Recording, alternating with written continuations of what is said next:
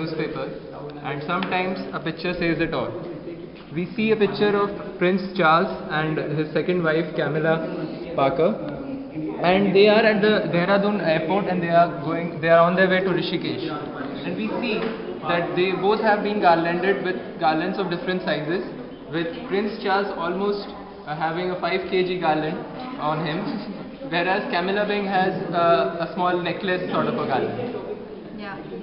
So what we doesn't get a chance to exercise their voting duty, then the main constitution will lack opinion from the from a major portion, from a major section of the society.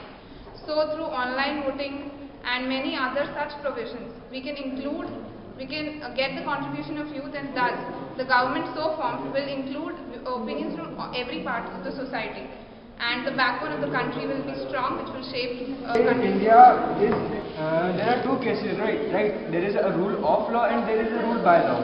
In India, there is both, a mixture of both, rule by law and rule of law.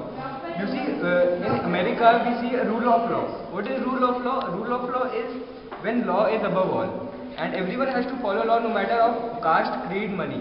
But in India, whoever has the power can change or can twist and turn the law to oppress other people, and that is what rule by law. It is very slow. Crime happens today, and every evidence support that the crime was happened.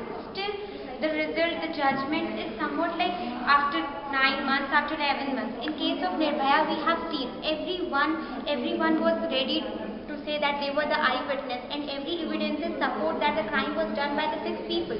Still, what was the government waiting for? What was they were waiting for?